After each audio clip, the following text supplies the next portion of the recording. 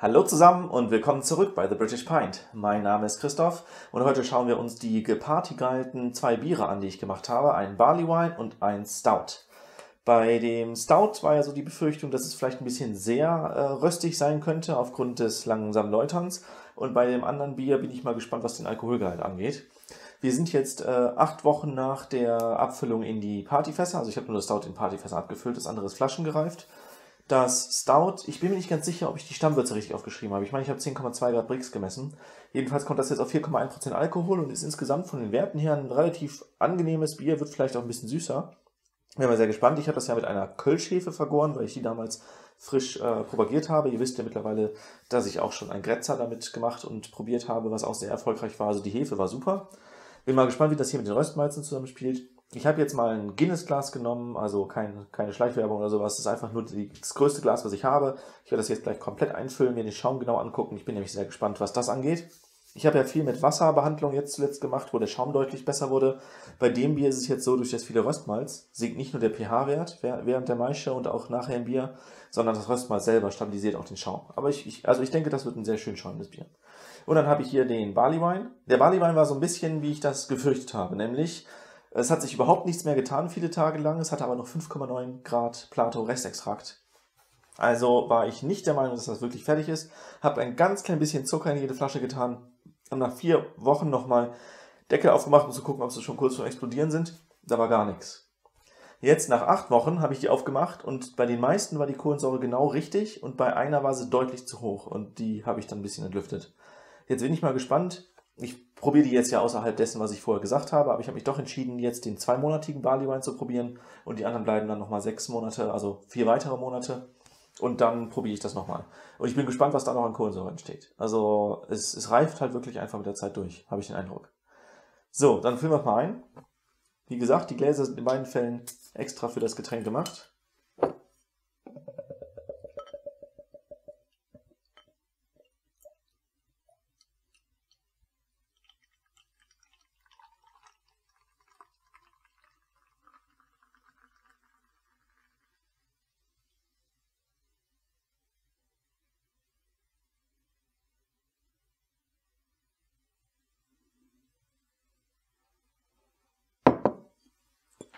Das sieht wunderbar aus.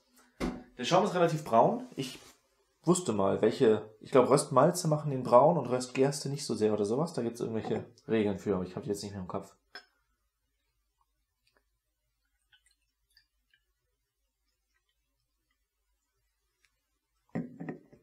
Das Bier hat hier den Bodensatz, den habe ich jetzt schön erfolgreich rausgehalten, aber das sieht tatsächlich sehr trübe aus.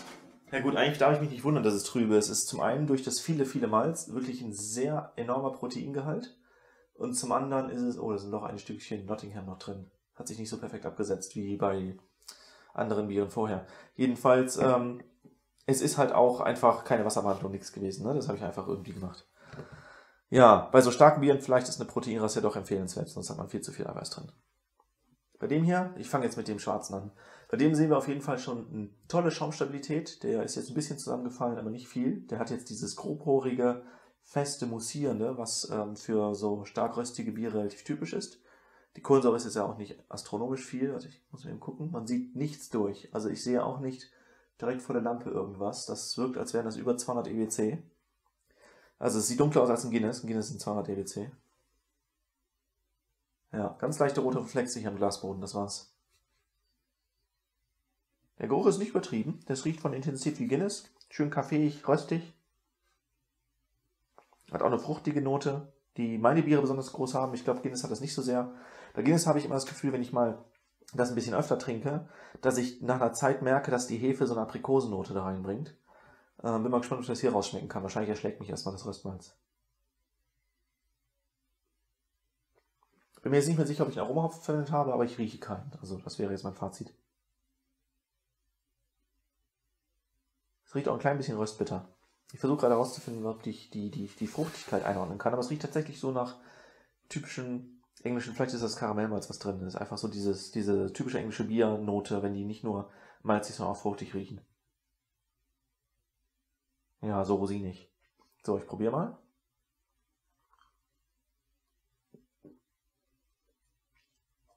Herrliches Mundgefühl. Also der Schaum, der jetzt doch langsam ein bisschen wenig wird, der ist schon sehr gut, weil der Mund auch irgendwie sehr, sehr mussierend, so richtig schön lecker wirkt. Es hat jetzt eine sehr starke Röstbitter am Ende. Also wenn man die maskieren wollen würde, hätte man wahrscheinlich mehr Hopfenbitter hinzufügen müssen. Ich habe das, glaube ich, relativ zurückhaltend gehofft. Vielleicht kommt es auf 40 EBU oder sowas. Maximal. Und ja, es ist schon eine Hopfenbittere jetzt am Ende merkbar. Die ist ein bisschen Hopfenbitter und ein bisschen Röstbitter und das hält sich so die Balance. Und idealerweise möchte man bei so einem Bier doch eine dominierende Hopfenbittere, weil die Röstbittere nicht so angenehm auf der Zunge ist. Es hat einen schönen schokoladigen Geschmack, der nicht zu stark ist, röstig, intensiv. Es ist jetzt auch nicht wie, ich hatte das eine Zeit lang immer bei Porter, da habe ich mich schon lange nicht mehr mit beschäftigt, die ja nicht so viel Röstmalze enthalten, eine neue, moderne Definition von Porter.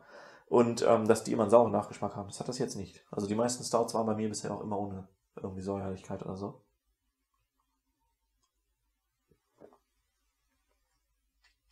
Ja, so trinkt man übrigens Guinness, ne? 2 Schlücke und das Ding ist schon Drittel leer. Je kleiner man die Schlücke nimmt bei solchen Bieren, desto herber wirkt das. Deswegen ist es wirklich wichtig, dass man die in großen Schlücken nimmt. Mit 4,1% Alkohol halt auch wirklich sehr gut trinkbar. Also die Messung wird ungefähr hinhauen. Ich habe jetzt keinen mehrwärmenden Effekt auf der Zunge oder sowas. Das ist wirklich angenehm, lecker. Also das Einzige, was mich stört, ist die Röstbittere am Ende, die zu stark ist. Aber mit mehr Hopfenbittere wäre das, glaube ich, ganz gut gewesen. Ja, die Menge an Röstmalz, vielleicht ein Ticken zu viel, aber wenn ich jetzt zum Beispiel vergleiche mit dem Testbier, was ich ja vor kurzem hochgeladen habe, von dem Chocolate Rye, dem Röstroggen, Rohfrucht, da war die Röstbittere wirklich extrem heftig. Also da habe ich jetzt noch ein paar Flaschen von probiert. Ich hatte ja, ich glaube, 1 oder 2 Liter pro von diesen Testsuden gemacht. Ja, da nippe ich dann im dran und so. Das ist halt sonst einfach nichts. Und das ist völlig überwältigend. Das hier ist wirklich schön ausbalanciert. Ein Ticken zu viel Röstmalz vielleicht, aber nicht wirklich. Das finde ich schon sehr gut so. Jetzt gucken wir mal. Von 4,1% Alkohol gehen wir jetzt auf 8,7. Das ist wirklich echt heftig. Oh, ich sehe gerade, ich kann gar nicht so schlecht durchgucken. Es ist nur von weitem sieht es sehr, sehr trübe aus. Es ist diese typische Eiweißtrübe, die das noch leicht durchsichtig macht, aber eben schon so anfängt. Aber es ist okay.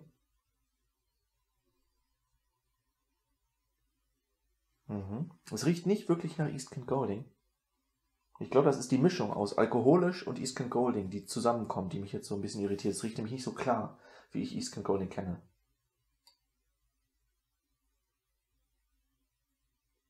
Ja, es riecht sehr alkoholisch. Also es ist wirklich so Aromen von Wein.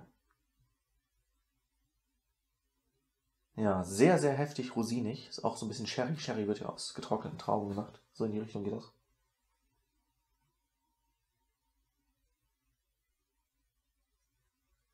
Ich überlege, ob ich noch eine andere Frucht erkenne. Nektarine ist so ein bisschen drin, finde ich. Ja, aber das geht schon sehr in so Richtung Obst und das ist es eigentlich nicht. Es ist wirklich eher weinig.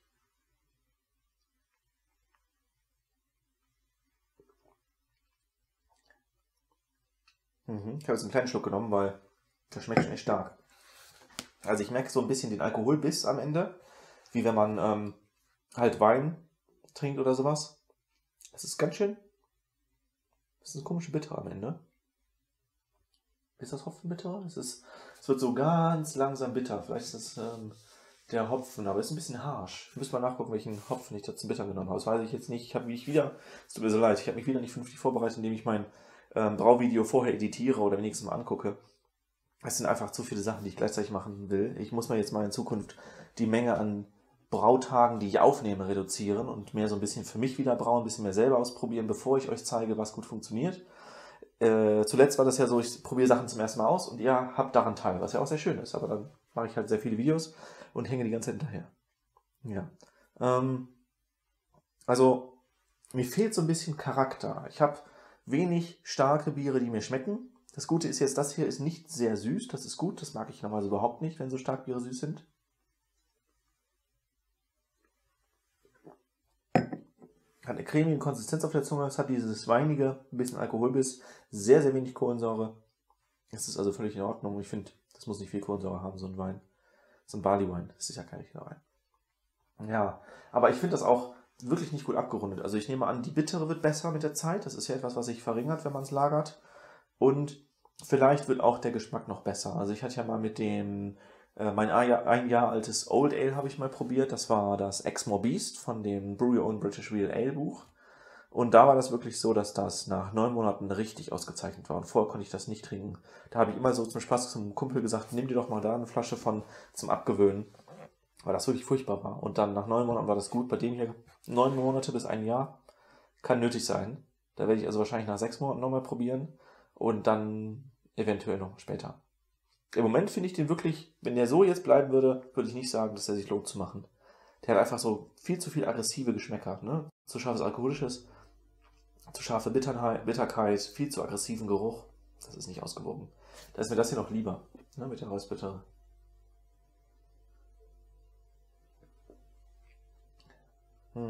Ist schon gut. Ist sehr röstbitter. Das ist doch ein bisschen zu heftig gewesen. Aber so dieses cremige, ein bisschen Guinness-Gefühl kommt schon auf. So muss das sein. Also das ist mein Fazit von meinem allerersten Partyguy. Ich weiß nicht, ob ich sowas unbedingt nochmal machen würde mit diesem getrennten Hauptguss-Nachguss.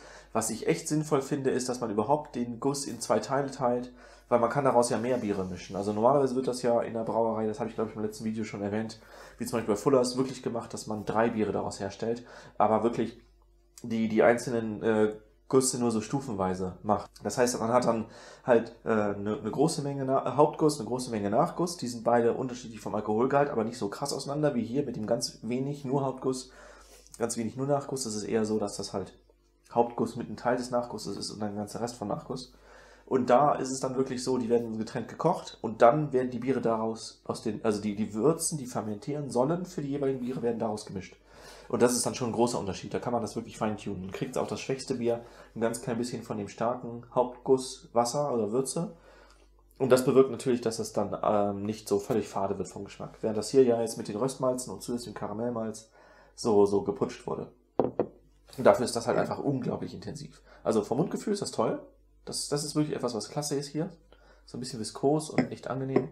Aber der Rest, der gefällt mir hier noch nicht. Das kommt mit der Alterung vielleicht.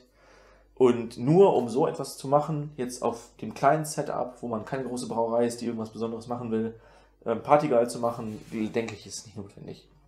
Das kann man mal machen, aber wirklich sinnvoll ist es nicht. Und wenn ich jetzt demnächst mal mein Fuller's ESB nochmal braue, wenn mein Kanal ein Jahr alt wird oder das Video ein Jahr hochgeladen wird, das war glaube ich im April 2021, dann werde ich auch nochmal das Fuller's ESB machen, aber ohne Partyguy. Ich glaube, das ist nicht notwendig. Das lenkt auch nur ab, wenn man versucht, mit anderen Parametern so nah wie möglich daran zu kommen, dass man dann noch versucht, so ein System zu machen, was man heutzutage halt kaum mehr sinnvoll benutzen kann. Ja, so viel dazu und dann hoffe ich, seid ihr beim nächsten Mal wieder dabei, wenn wieder Brautag ist und bis dann. Macht's gut.